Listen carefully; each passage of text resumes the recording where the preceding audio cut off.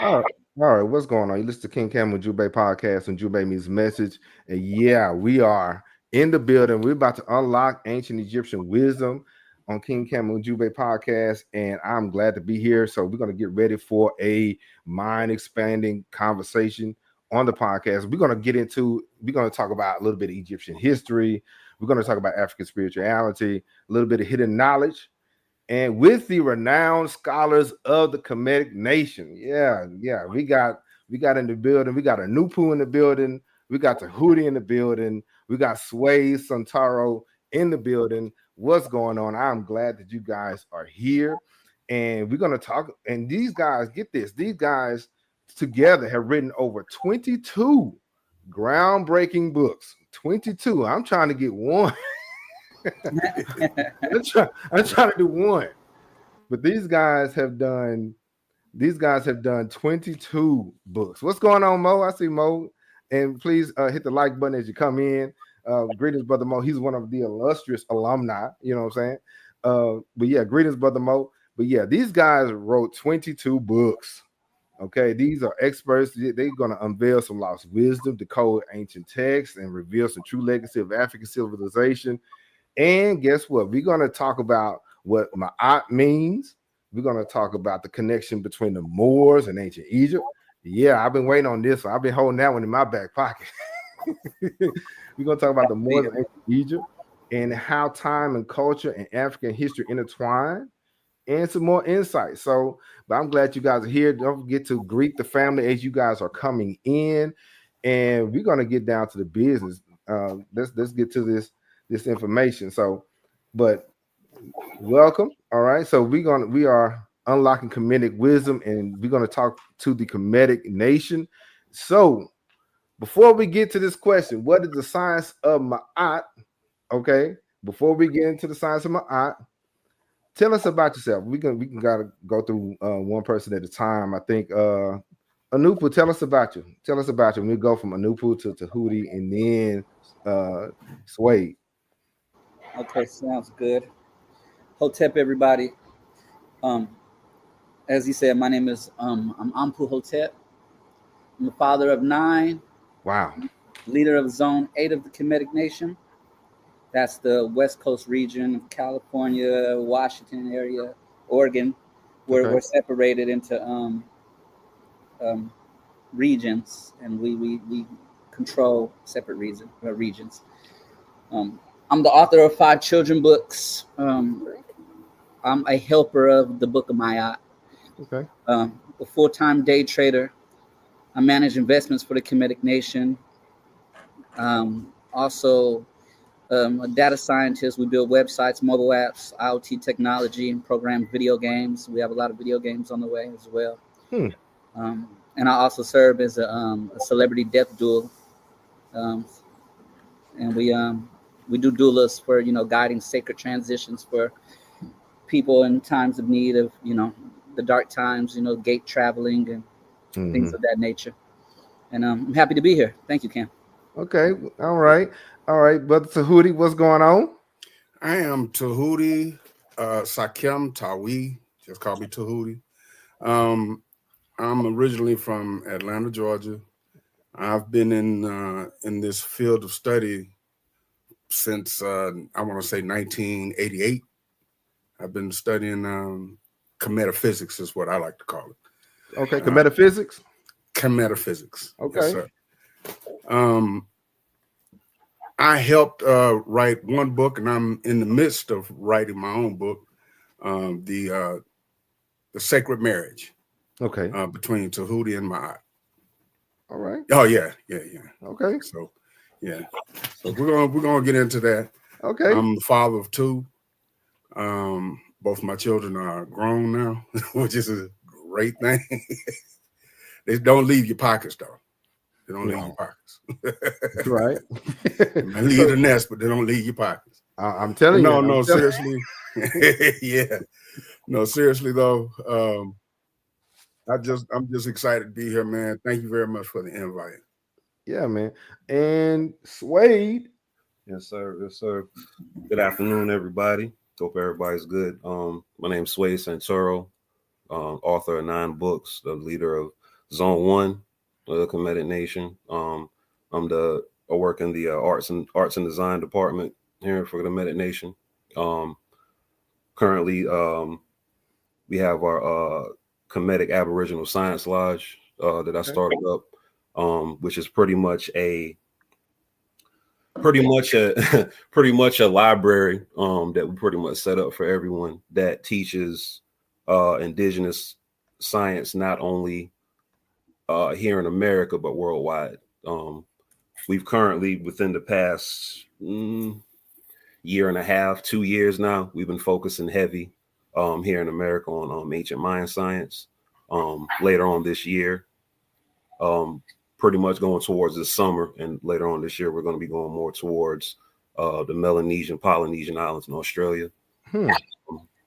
We pretty much wrapped up everything when it comes to America, Africa, South Asia. So we're going to pretty much wrap up the world by the end of the year, and this is off of 10 years of study collectively together. So we're currently, like you said, we had 22 books. We're going to have 24 by the end of the year, because I'm currently working on 2 more right now at the same time. The Hidden Space of Christianity, Volume 2, Lapis Lazuli Tablets, and another book called Native Women of the Mound. We'll have both of those out towards the fall. Okay. Yeah. All right. So, but my question, dealing with day trading, 9 children, one brother has 9 children, other one has 2. How do you guys have time to write 22 and almost 24 books? How do you have time to write those? Well, collaboration. Yeah. We collab a lot. Most definitely. We like I said, we have 22. Like I said, Anupu, he did a tremendous job when we first started putting books out, to make sure that we had children's books in abundance. Have more, like I said, we're going to have more out by the end of this year, beginning of next year. It's just a nonstop, continuous effort from us as a collective. We only got 24 hours in a day, but it seems like with my work ethic, I didn't think that I was going to be able to link up with other people that would work also, but I really was blessed to meet these gentlemen and the rest of our teachers that we have, because they've got the same focus that I have. Okay, so did you guys ever want to be authors, or did you guys ever want to do that? I knew that I was going to be doing something of the sort when it came to the pen and the paper, whether it be art, whether it be music, whether it be books, but I didn't know that I was going to get this deep into the realm that I'm in now. This is pretty much roughly about 11 to 10 years in the making. Me putting my first book out, but it was a different transition for me because I didn't know if I could do it. Wow. More or less because of the discipline and focus that it takes just for actually putting together a project like that. Right. I didn't know if I would be able to put it out the way that people would expect, but once I finally did it, it kind of became an addiction to me, as you can see now. Yeah. I figured I was like, you know what, maybe this is my lane right here, and I didn't. Right. I put a little bit too much pressure and too much expectation on myself. So after the first one came out, that's when I was pretty much comfortable with everything. As I ended up locking in, and we put out 4 books in 1 month. Wow. 4? Wait a minute. 4 books in 1 month? Yeah. Wow. My first 4 books. Yeah. Did them in a month. The first 3 I did myself, and then the second one is what we did as a collective, me, Anupu, and the 10 Questions for an Egyptian book. But yeah, we did 4 books in a month. And then right after that is when we started putting out the children's books. So it was really just a perfect timing with everything. Yeah, we can't leave the young people out. We can't leave the children out. See? Well, I mean, that's our focus, Cam. That's our focus. Honestly, I say since 2019, 2020, Hmm. right before COVID hit. That was our focus as a collective, that we said we have to make sure that we focus on the youth more than anything else. So that's why we work the way we do, because that is the main focus, is to make sure the children have their stability and their balance. So when it come down to the publishing process, did you guys do the traditional route or the self-publishing route? Everything we have since 2000, what's that, Book of Maat was republished in 2017. Mhm. We've done ourselves and did the self-publishing route through Amazon, having great promotion both here in America and overseas, because we have our books now in South Africa, West Wow. Africa, London, the UK. So it's going the Amazon route for publishing and marketing purposes was just perfect. Okay. Yeah, it's very cost effective as well. Oh, okay. So you guys figured, okay, since Amazon is a pretty good at distribution, might as well just go on and do it like that, right? Most definitely. Yeah, not only distribution, their marketing system, and then their expansion method is amazing, because you have to think, Amazon started, I'm pretty sure everybody knows the story, is they started as a book publisher, or a book store selling books, and that's how they started destroying Barnes and Nobles, right? Yeah. So you got to figure, if we pay Amazon $10,000 on advertisement, Mm-hmm. most people that read books are already there. It's going to go to where it needs to go without you having to stress on what lanes you should take, Yeah. And then you could turn around and make audio books directly off of Amazon as well. So it's a win-win situation over there on Amazon. It's very cost effective. You don't have to hire an agent. You don't have to do anything. You can just literally do it yourself, and there's no middleman. There's nobody in your pocket. Yeah. So here it is. Here we go. Now, first of all, what is Ma'at? Okay, what is Ma'at? And then we'll go into the next question. But first, what is Ma'at, y'all? What is that? Ma'at is the sacred law. It is the law that governs the omniverse, if you will. These set precepts: truth, justice, reciprocity, balance, harmony, order, law, and then love. Mm-hmm. See what I'm saying? And how they influence the fabric of what we call reality is truth. Okay. Everything is about truth. There's truth in the bee creating the honey. See what I'm saying? Yeah. There's a balance between the bee and our dinner plate. Right. See what I'm saying? Because without the bee, you won't have no plants. Without the plants, you don't have no food. If you eat meat, you won't have no meat. Yeah. See what I'm saying? And the fam chiming in, little goddess said Ma'at, or Ma'at is comprised of ancient Egyptian concepts of truth, balance, order, harmony, law, morality, and justice. And by the way, y'all, you guys can talk back to us. It's all right. So it's all good. We really appreciate you guys. Don't forget to hit the subscribe button if you haven't. But yeah, we're gonna get in on this conversation. So somebody got an A for the day already for class participation. So yeah. All right. So that's little goddess. That's her response. All right. So what is my? You say truth, okay? Balance, order, okay? Truth, justice, yeah, reciprocity. And this is my contention. Mm-hmm. To have justice, you have to tell the truth first. Can't have justice if there's no truth. If there's no justice, you cannot have reciprocity. Mm-hmm. If there's no reciprocity, there's no balance, harmony, or order. So before you can get to the law and love, you got to have the truth. Right. And the most important thing is to tell yourself the truth. Yeah. You can't lie to yourself. You can lie to everybody else in the world, but you can't lie to yourself. That'll drive you insane. Man. Self-delusion. Yeah. I heard somebody say Self-delusion is the bane of our societies right now. self-delusion is what? The bane of our societies right now. People Wow. refuse to tell themselves the truth. Right. Knowing you strong in the face, and you're gonna say you look good.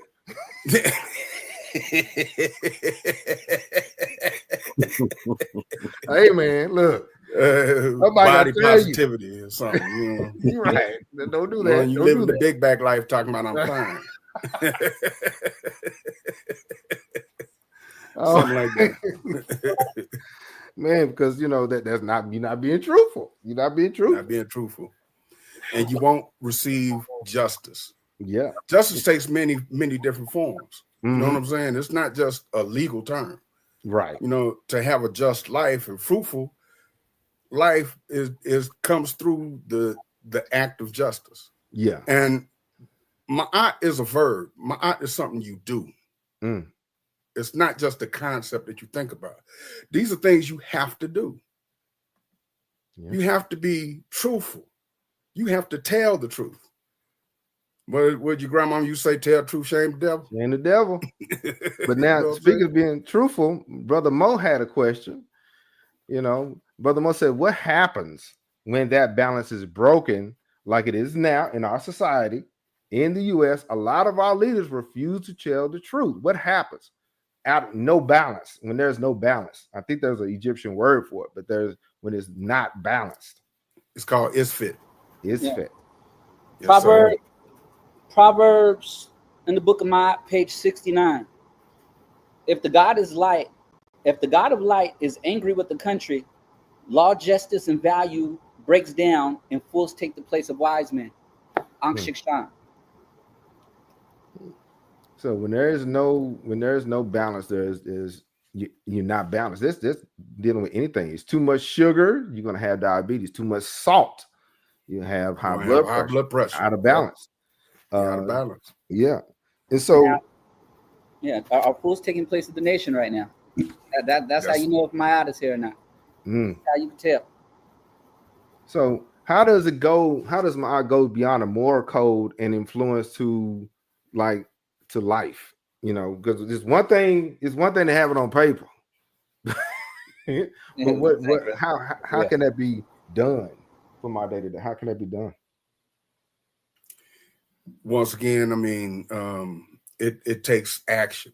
Mm-hmm. You have to implement it into your life or your habits.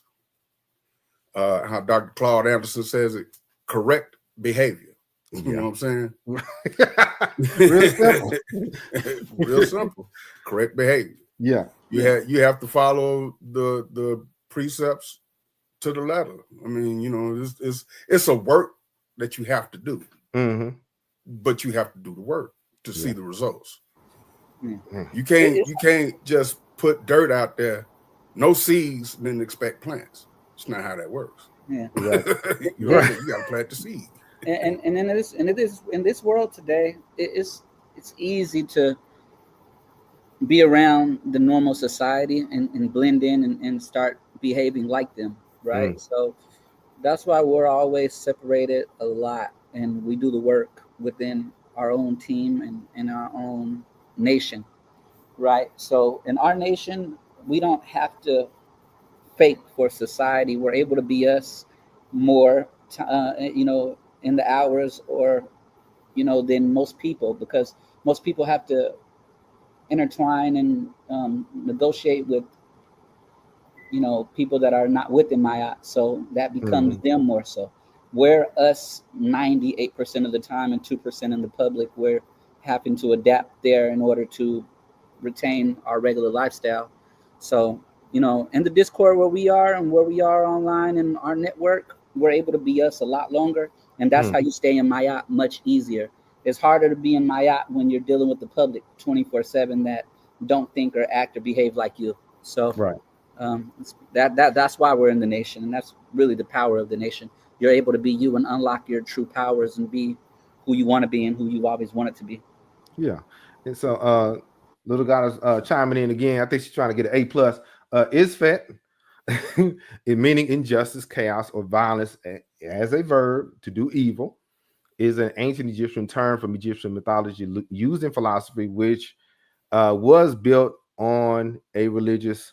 I guess it kind of faded out there, but yeah, and don't forget to hit the like button as you come in though. And New Star, shout out to New Star. Shout out, he said, shout out to Khemetic Nation, Brother Joseph. Yeah, and Brother Ferguson said self-delusion is definitely our thorn today. Self-delusion, man. Yeah, that's where we are. We're kind of in that mode, but now, so we're gonna so in who's when it comes to rewriting history, before we get into the Moors real quick, before we get into the Moors, when rewriting history, the contributions of African civilization sometimes get downplayed a little bit or even erased, right? So what are some of the most a little bit a lot of it? Yes, sir. Man, so what are some of the most significant misconceptions about ancient Egypt, ancient Africa you guys aim to correct? That the science that we have is a lot older than what people perceive it to be and give the credit for it to be. Unfortunately, in this era time we're in now, we have certain people with certain power in Egyptology that are pretty much the gatekeepers. They're pretty much the creators of this entire indigenous erasure when it comes to the continent of Africa. And you've seen so many articles and so many reports of them, destroying artifacts, lightening the skin, on the walls, etc. So it's a collective effort of people who had to cling on to a history to have a illusion of a history, right? And then say they know black. I'm like, bro, exactly. It's a collective effort on that side, unfortunately. But now it's bad. We've got so much information, so much left on the wall, so much left there that nobody at this point. I don't really feel that anybody can really question the validity, the actual power of Kemet, because now we found I guess you could say the political term of sub-Saharan African. Oh yeah, I forgot. Sub-Saharan Africa. Yeah, I'm about to say not only is that we'll get into that later, but now we found that what they call a sub-Saharan African. This is one of the oldest skeletons that we have in Egypt now. Yeah, I'll say about 30,000 to 50,000 BCE. 30,000 to what? 50,000 BCE, and labeled as a sub-Saharan African. Wow. Because a lot of these individuals, they would be upset when we say, no, you telling me King Tut's mama, granny, look like this, and this boy looking light-skinned like that. Right.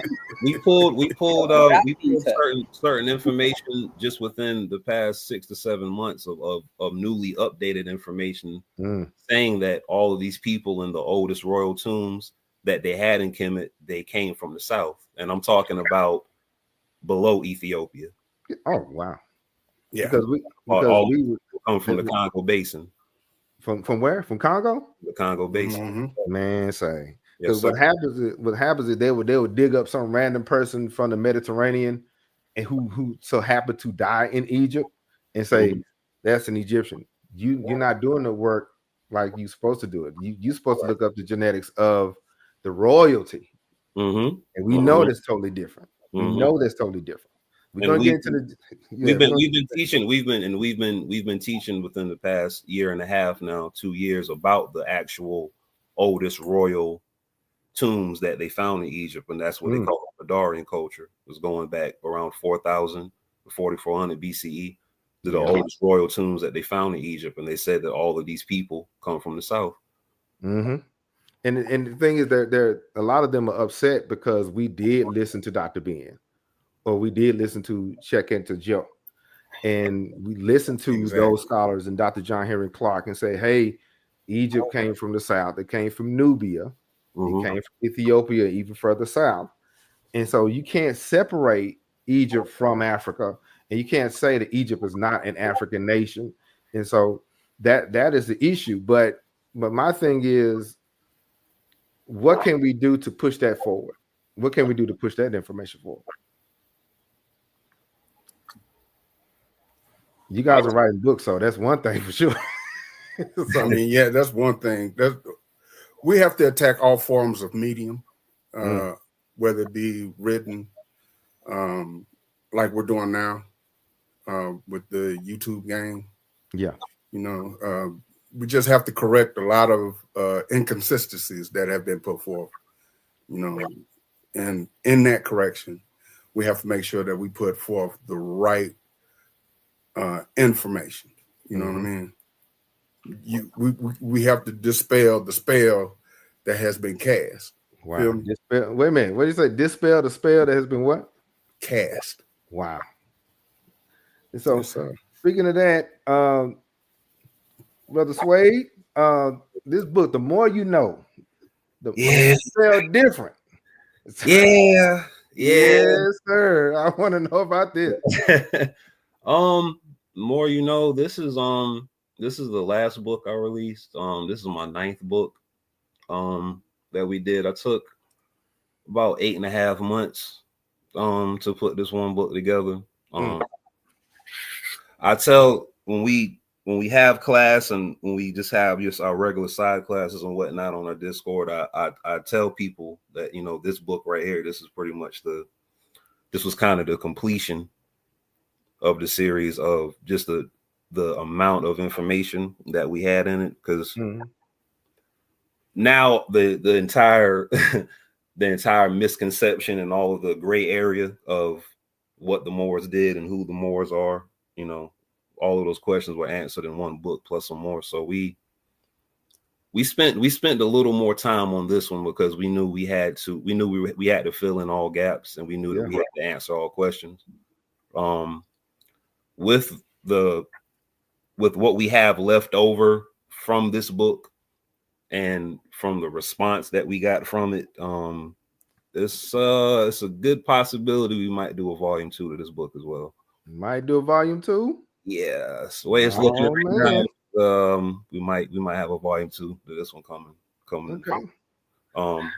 We did very specific, very, very specific emphasis on the Mediterranean basin. As far as Spain, Italy, and Greece is concerned, right? Showing the actual migration of the Moors and what they contributed to so-called Europe. We put but not only along with 711 going up, but we did the entire landscape of ancient Europe as a whole to get to Moors in this book right here. So it's literally not really just a regular book. It's more or less a study guide for everybody with the amount of information we have in this one. Really quick, Little God has chimed in, said, if the God of light is angry with the country, law, justice, and values break down and fools take the place of wise men. That's something. That's deep. You're right. Let that sit. Fools take the place of wise men. Yeah, I heard somebody else say democracy gets what democracy deserves. I heard that one too. Yeah, I mean, the whole concept of democracy itself is that's a funny thing to be dealing with. We ruled under republics. We never had a democracy. We had Republican forms of governance, not governments. We weren't into mind control in that way. We had governance. To govern means to control. Ment means mind. So we had different ways of viewing things. We had governance, but we would never into trying to influence others' minds. This is why we would expel people instead of just outright slaughtering them. Right. So, and then it goes on to say prestige, commanding position in people's minds. But get this, I got a question though. Now, the Moors, what is the connection? Because you mentioned, Brother Sway, you mentioned the Moors connecting to Europe, right? Going westward. But now, what is the connection between the Moors and Kemet? Well, a great chunk of the Moors actually are some of the original people that migrated out of Kemet once they had their last invasion, 638 AD. So a lot of these people that were in Kem, like I said, left north, left south. They went into Libya, Morocco. They went to Niger. Some of them ended up in Sierra Leone. Some of them ended up in Mali and Cameroon. But the science, as far as the medicines, right, the soap, the alcohol, et cetera, this is all the alchemy from out of Kemet. Alchemy coming out of Kemet. Yes, sir. Man, yes, sir. I learn something new every day. This is the first time I'm hearing that. I heard about alchemy, y'all. I heard about that. I'm not that far gone. I may be country as corn, but I'm not. But I'm not that gone. Well, I mean, the oldest soap that they have, documented in Europe only goes back to the year 1370. We're an indigenous people, so we're an indigenous people to where we wash 3-4 times a day in the Nile. We do the same thing over here in America in ancient time. We wash 3-4 times a day in the Mississippi River. So that's just our regular way of life. So having certain alchemy to make soap, to have alcohol, to have perfume, to have any type of ointment, medicine. This is all coming out of Kem from the Ebers Papyri, 1550 BCE, which is the oldest medical record we can find. Wow, coming out of Egypt. And the term alchemy. Go ahead. I'm sorry. The papyri is coming from 1550 BCE. 1550 BCE. And I'm sorry, Tehuti. The term alchemy is Arabic for the way of Kem. Yes, it is. So any alchemical process that you're dealing with things that came from Kemet directly. Wow. That the Moors brought with them to Europe. Okay. To Spain and Portugal and places like that. So we have a question. Lady Passion says, aren't the Moors Phoenicians?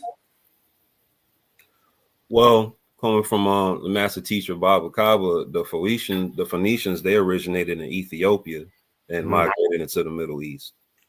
Okay. Some of the original culture that we can find, going back to Hannibal Barca's time in North Africa and in the Mediterranean, you are going to find Phoenician. There's a certain connection there because there was just an entire umbrella on the northern region and that part of the what we call the Middle East since Islam had become so powerful. That pretty much everyone was trading with each other in the same circles and having the same lingua franca, as far as the same common language for trade and for business. So yeah, there is a connection there with the Moors and the Phoenicians, definitely. Okay. Because I remember the Ethiopia did go eastward also across Yemen and so on. So it would make some sense that they did impact the Phoenicians also. Little goddess says the Ebers Papyrus, dating back to approximately 1550 before Common Era, is one of the oldest preserved medical documents. It is a 110-page scroll, about 20 meters long, written in hieratic Egyptian script. Yep. Nubian nature. Yeah. Yeah, the Medu nature. And we've been trying to do that on the show. We've been trying to break a little bit of it down a little bit with the Medu nature. I can't, we about to do one. Y'all get ready. We're gonna do one. We're gonna do one. We can't get the whole wall going, but we're gonna get one in. We're gonna get one in. And so Haas, shout out to Haas TV.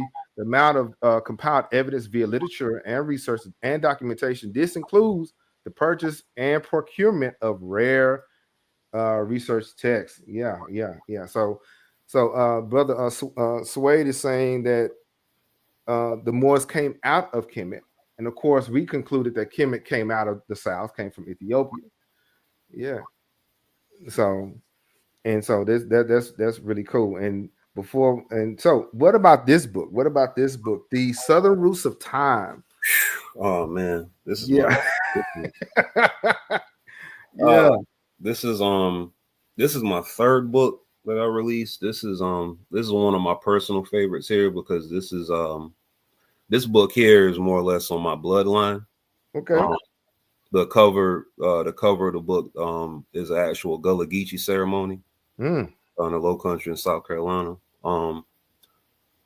This is an overview of the ancient Mayan migration into the South with certain tribes such as the Yamasee, the Seminole, the Choctaw, the Cherokee, whatnot. It's a compilation of pretty much everybody within the South and the Southeast region, from ancient time into modern time, showing exactly who these people are, the language separation, the language similarities, pretty much everything compiled in that one book right there.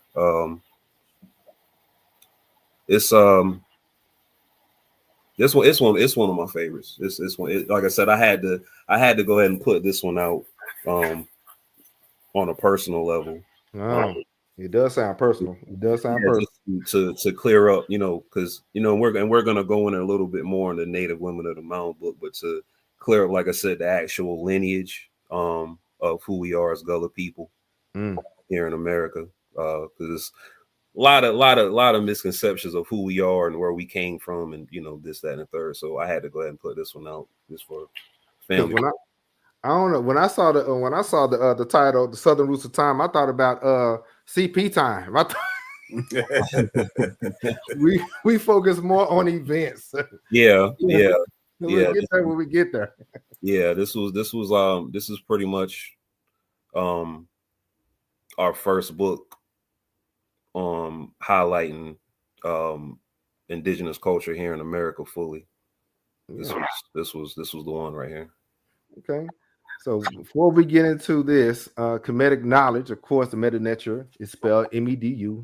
Netr means divine words or divine writing in ancient Egyptian, referring to the sacred hieroglyphic writing system used extensively in temples, monuments, and tombs. Before we get into Khemetic knowledge, though, hit that like button. Hit that like button. Don't forget to hit the like button. I really appreciate that because I got a question. I like to ask questions. I'm a very inquisitive person. I got a question. All right. Now, what is the best way to experience a story? Anybody can chime in. Book or a movie? I would say the book personally. Okay. You get more personal with the book than you do the movie. Okay.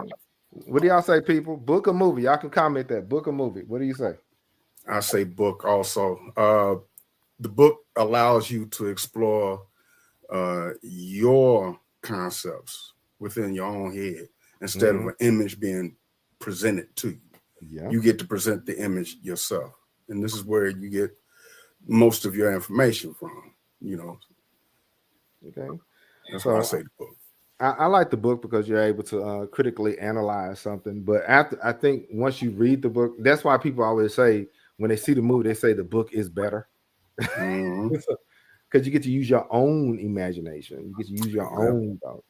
And sometimes you put yourself in that story. Yeah.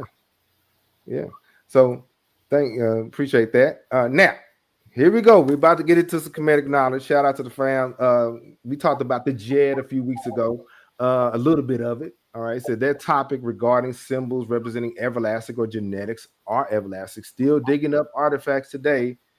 And as science advances, I'm sorry, I'm trying to read that. As science advances, so does DNA of those many ancient bones in Egypt. Okay. Shout out to Ali. What do you guys think? Because we're about to get into this thing called the Jed. Okay. What is the science of the Jed? What is that? I told you we're gonna get into some hieroglyphics. The Jed. What is that? The Jed pillar is a battery. Is Mhm. is more like a Duracell. You know, you plug it up into different devices and such things like that. And to operate it, as you see from the pictures or Mhm. the depictions, you see that they're throwing a switch. That's what the staff is for. So the Jed See is a what I'm saying? battery? Yeah, it's a battery. Wow. It's a battery. I thought it was just Basic. symbol. Yeah. Yeah, No, sir. No, not sir. in the metaphorical way of being a battery either. Really, well, I Mhm. mean, you can put it that way, but an actual battery. And he's It's an saying actual battery. physical battery. Wow. We used to Wow. power our forms of lights like the shin Mm-hmm. or the shem. Yeah. And we would connect it to the jet and then walk around with the shem at night. Now See what I'm saying? I read that in the book many years ago. I think it was I forgot his name, Mr. Ankh, about they was able to write in how was he able to write this information in the dark? They had some source of power. And so you guys telling me the Jed is a battery It's a or a battery. generator. Mhm. It's Wow. a battery. Yeah. Yeah. Yeah. Yes, So it's sir. more than just symbolic of establishment. It's power. It's power. Hmm. Wow. Well, you guys heard it. Actually, Jed means stability. Yeah. Stability. Brother Tehuti, Was means power. Yes, sir. you could see the picture Yes, sir. right here, right? Can you Uh-huh. break down exactly what Patah is holding right there? He's holding the WAS staff, or the staff that you would plug into the battery to Hmm. throw the switch. So Patah, he's for those who are watching, Patah is on the left right here. He has a blue skull cap on, and the jet is behind him, and in his hand, Tahuti is saying that is some instruments they able to use to throw a switch. To throw the switch. Right. That's actually literally a pole conducting energy, and then the battery. You can see the DJet on top of it. It's Mm-hmm. circulating and controlling energy. It's holding the energy up top, and then on the bottom, it's like a fork type situation where you can plug it Mm-hmm. to a machine literally and utilize it that way, or ground yourself at the same time. And if you look at what he's standing on, he's protecting itself from electric shock. And behind him, that big DJ behind him is actually powering the system. He's Wow. literally in a system controlling electronic technology. It's Wow. actually happening. So there. Patah is basically in a generator, right? Correct. It's Basically. called, Yes, sir. and anytime you look, the Ankh is on top. The Ankh is an electromagnetic powered engine on top of the system. Okay, so Wow. this is literally called Unkwas Dejed, means the giver of life, or um, Life, what is power, it? stability. Yeah, right. And this actually can bring life. For Hmm. instance, if you pass out and your heart stops, what is the thing that the doctor puts on your heart? Yeah. Electric shock. Like Electric shock. Mhm. So we know for a fact electric shock brings life. That's guaranteed. Okay.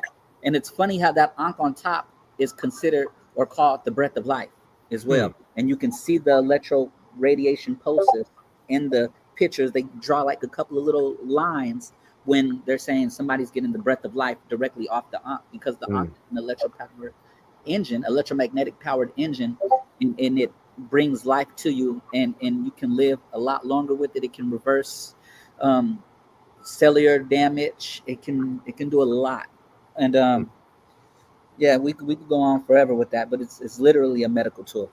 And so I've seen some images where they have the ankh on somebody's lips.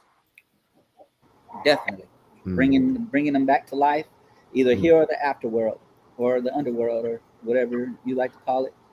Through the duat, through the journey that way. It's a symbolic system that way. When they lost the technology, but when they found the technology, like when they did again in Akhenaten's time, they actually literally used this energy and system to make people literally live forever. You can really do that in real life. It's possible. And what was that in Patai's hand? What is this called again? That is the wasp staff. The WAS staff. And I think Ali, shout out to Ali, he says the WAS staff sounds a lot like watt or wattage. There That's you go. correct. Correct. That is correct. And according to Nur Ankh Amun, this is where they get a lot of their terminology from, like Voltaire and the other 164 scientists that Napoleon took to Kemet. This is where they get their turn of the century bump or boost, if you will. Yeah, and technology was using our technology that was already there.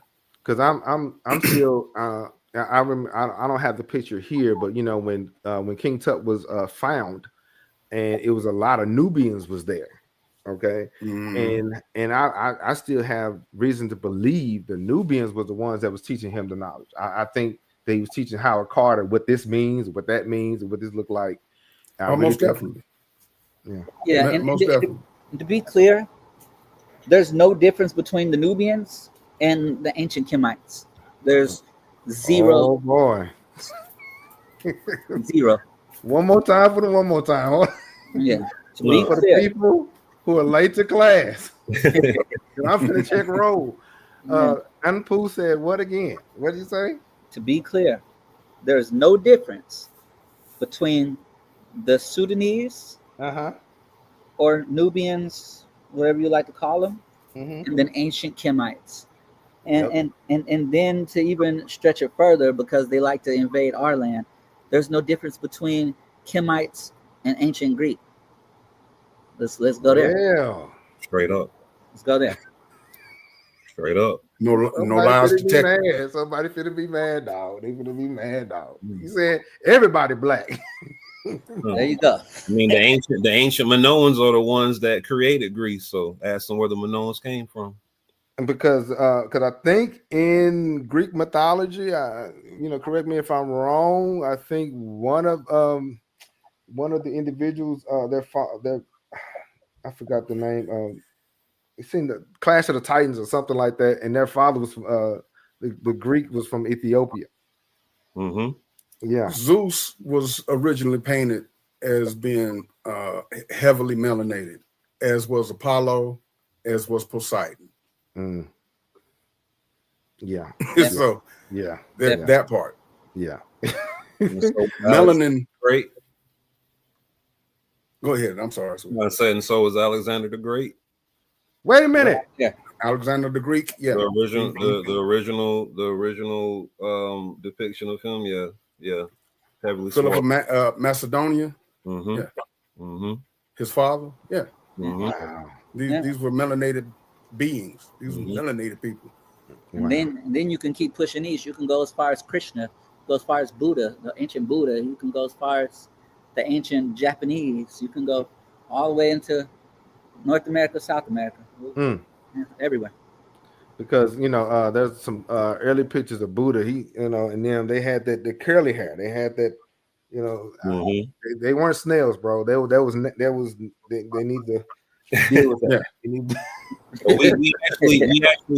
We actually released a book called The Philosophy of Siddhartha. We actually wrote a book on Buddha and showing the original depictions and the oldest depictions of them and the oldest culture and whatnot. It's everything in that book as well. But yeah, we pretty much did a full circle on that right there when it comes to Kemet because of the similarities in that culture there in the East with Kemet and Nubia. So yeah, because that's last year I did the Wonderful Ethiopians of the Ancient Kushite Empire, and basically Ethiopian Kush touched everybody, and it was everywhere.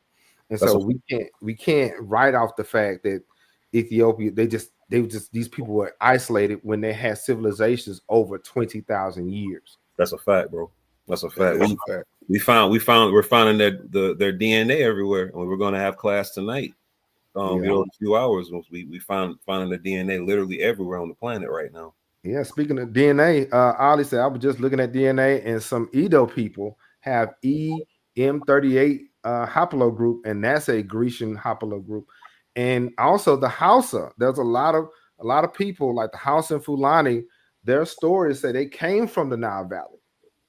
Well, both the Hausa and the Fulani have the exact same DNA, and they both migrated out of northern and western Sudan just recently within the 13th and 14th century. Wow, man! Look, this is to find out that Alexander the Great. They paint him a different color. I'm just saying they kind of paint him to look like this. Oh, of course. But you have to. I mean, and that's we put proof and science, and we put the actual genetic and medical data in the Moor You Know of the timing and the actual science of white skin. Right. So why is Khemetic knowledge and information? Why is that suppressed? Why is that downplayed? Well, because going back to what I was saying earlier, the suppression of everything, because everything we have is older than what people know. Just something as simple as when we talk about modern day science, when we talk about the sperm cell, I mean, they didn't have an actual image of a sperm cell image until the year 1677. Wow. But we have actual sperm cell science, the Temple of Luxor, or the deity Amun Min. Yeah. So wait a minute. See, I see you learn something new every day. See, that's what happens when I hang with intelligent individuals. So they're saying the image of the sperm cell is found in the Temple of Luxor.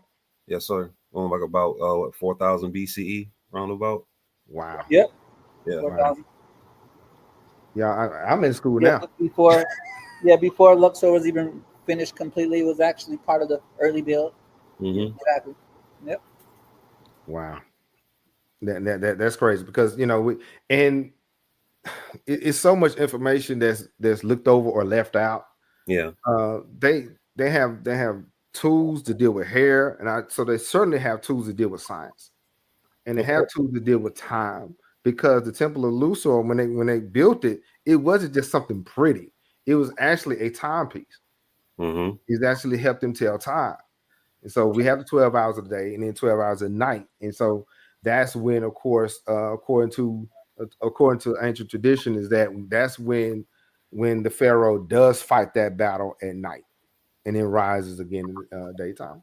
I mean, our science is a little bit deeper than what people can really imagine. Honestly, I mean, just something as simple as when we talk about Asar, what they call Osiris. I mean, his headdress alone. I mean, the what we call the bag around the heart, the pericardium, is the same as the headdresses of Asar, and they call Asar the heart of the soul. I didn't know that. The heart of the soul? Yes, sir. Heart of the soul. Yes, sir. Wow. And so Brother Mo asked a question. He said, for the authors, have you all received any bad messages, mail information from other authors, for example, Egyptologists? They're not like us regarding the books and information you have put out. All the time, man. Are you guys watching the Twitter? Yeah, those all the time. Those detractors are the ones that are on Twitter. Well, how we all met was on Twitter. That's how we got together, because Anupu was going up against these PhD scholars, if you will. Right. That's what they call themselves. And I chimed in one day, and he invited me over, and we've been clicking since that was about 2016. Yeah. Wow. And the thing is, there's a lot of people that are loud, and unfortunately they're misinformed, or their racism is showing. I think let me see, shout out to King Hercules. Uh, the mathematics that our ancestors knew goes far beyond what they have been telling us. Our ancestors knew what we call partial differential equations, four-dimensional mathematics, complex analysis. This is true. Yeah, Dealing with African customs and African, there's a metaphysics in everything. so I go by the spirit name of Anupu. Most people know it as Anubis, Yeah. correct? And the mathematical equation of any of these deities are literally anthropomorphized, or I don't want to try to speak over anybody's head or sound special. So what that means is if you say, okay, this particle is E43 and then times 73 plus 43 divided by 82 plus 43 is the sum, and you take that sum and then 95 and 75, repeat that back to me. I can't. Right. So, and I'm not saying that was a real equation, but I'm just saying if you turn around and say, one day there was this god named Anubis. Yeah. And Anubis walked into a dark temple where there were dead souls, and he had dog ears. So he heard what other people couldn't hear, and he found the soul to be able to capture the proper souls and put them back in the bodies of the people in the cave. Repeat that back to me. You can. Right. And I've heard, like, dealing with the creation story, like the Memphite creation story was broken down into chemical elements. Right. I think I don't know if Baba Kaba mentioned that, or I think I heard him say that the creation story was like a massive chemistry breakdown. Tal Sakar Asar, if you've never heard of him, he breaks it down in that way. Right. There's a lot of master teachers that teach that. The very fact that they were speaking on subatomic levels. Wow. Not just the anatomy of the human body. They were speaking about the anatomy of this realm that we're in and other realms. Wow.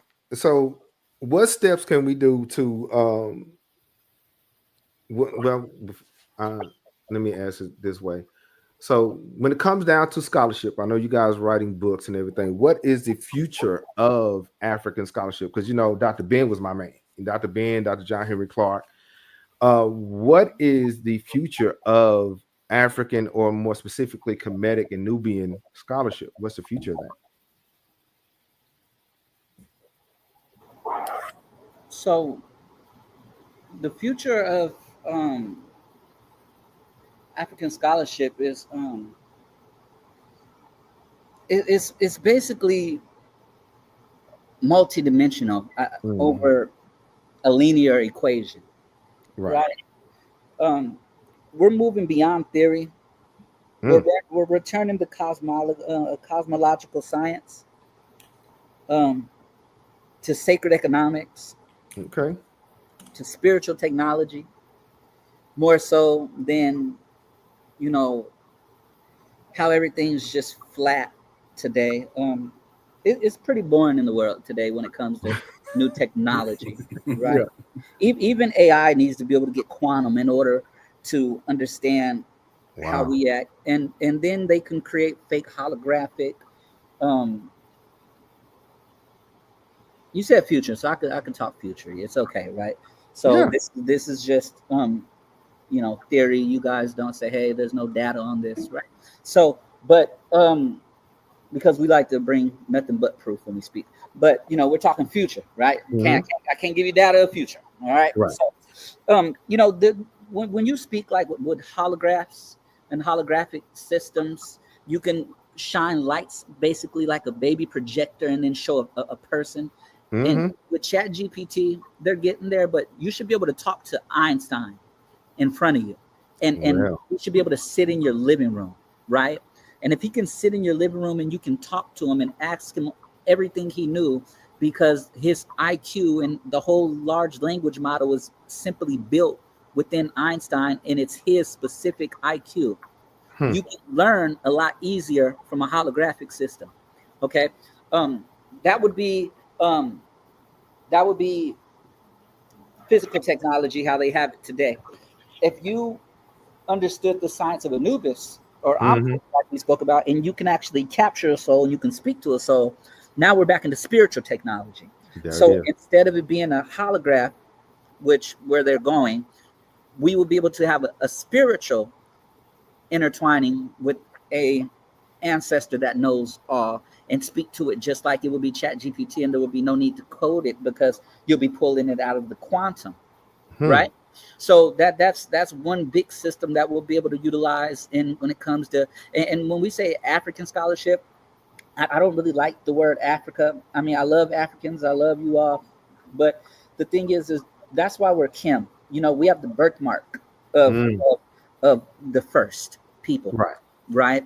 And we were scattered across this whole world. This whole world is yours. Don't subjugate yourself to a continent where they just told you, hey, you were too stupid to get on a boat and travel 10 miles east and find another island. Okay, because we populated the world. Right. Okay, Facts. right. So right, and then when you go look at the ancients, you know, he judges the Oannes judges. That's what it says in the spells of Oannes in the Book of Maat.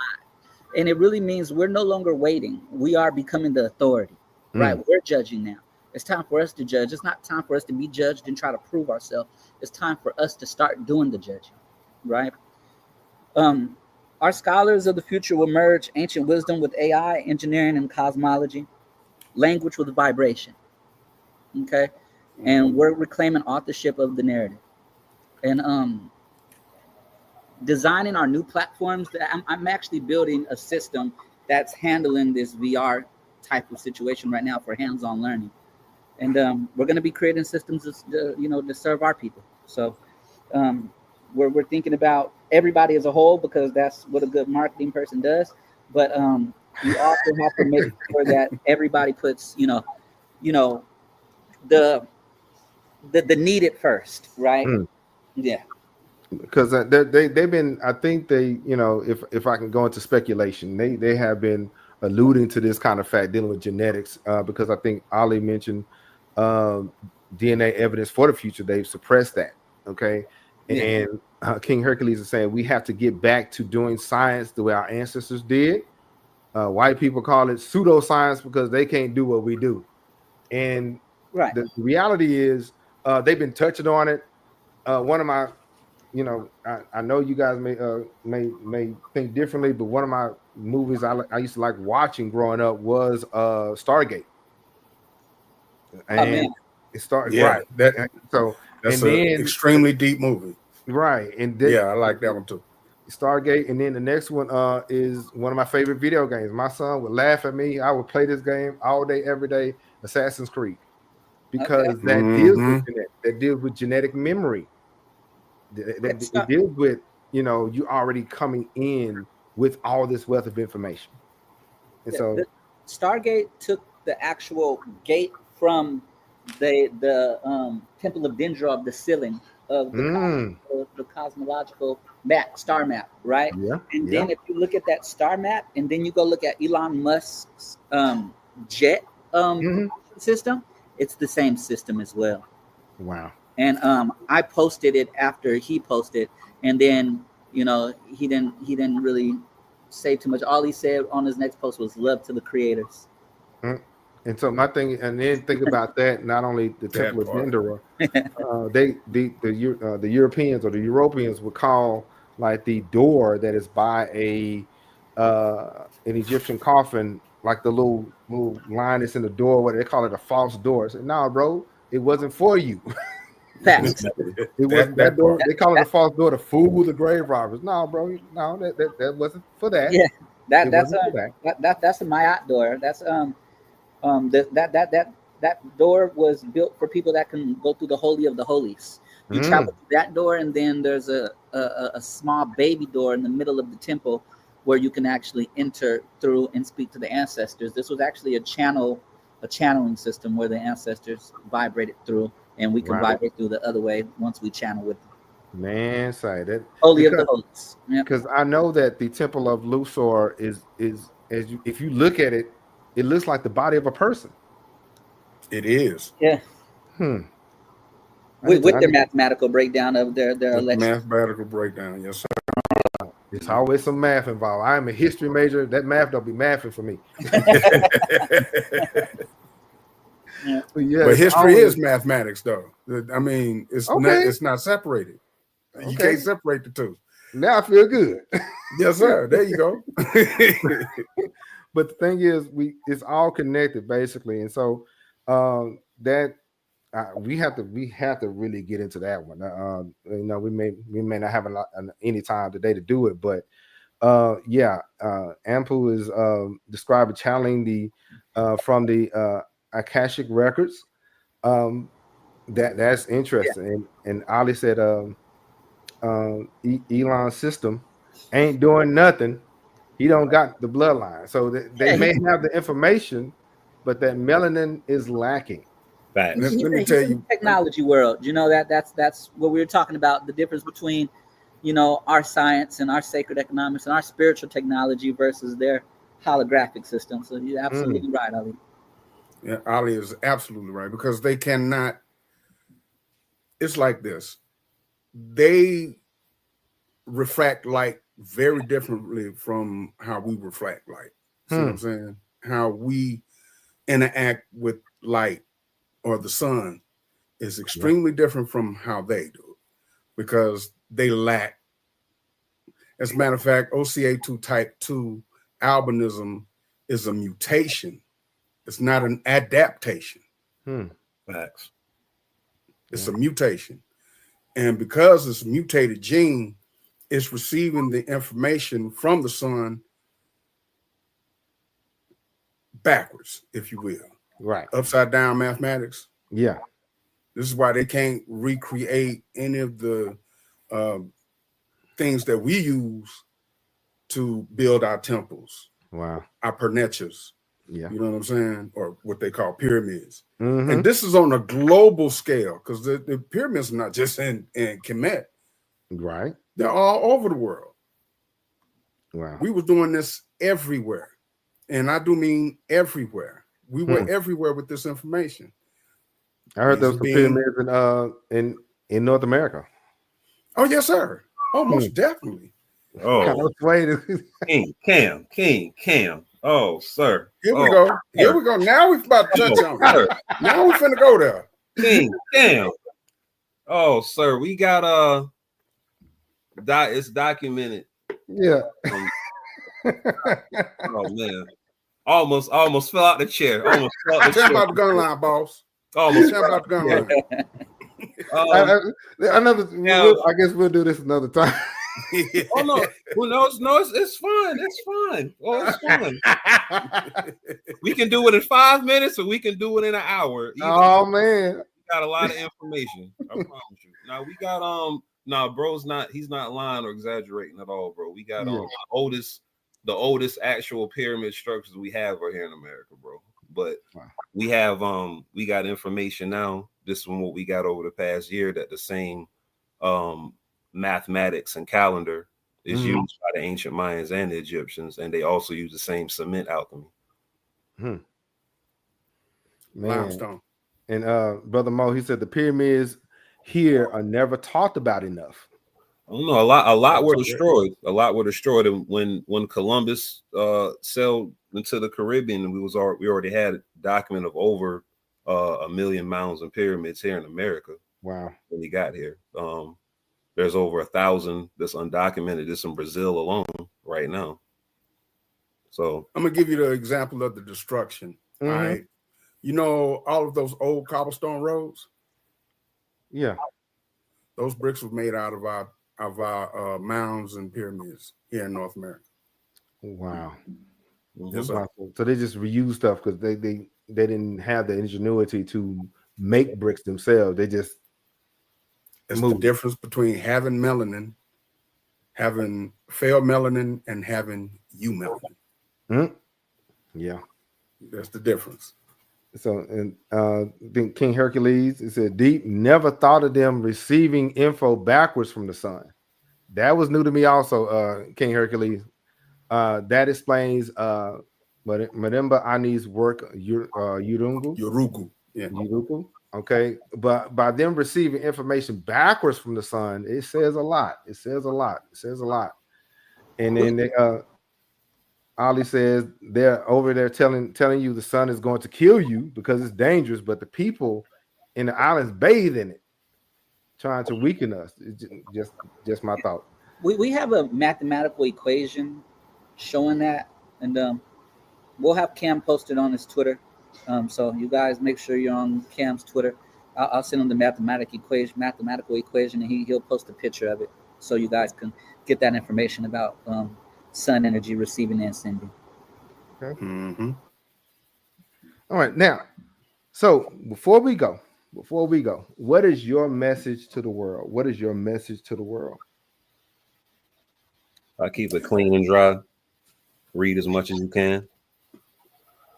Okay. I'll keep it cut and dry. Watch your mouth. All right. Watch what you say. Yeah. Watch your conduct.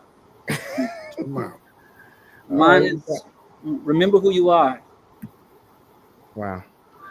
All right, you guys, it's the King Cam Ujumbe Podcast, Ujumbe Means Message. And we just got through talking about unlocking Khemetic wisdom. And don't forget to like and subscribe, and we will talk to you guys later. Peace and love.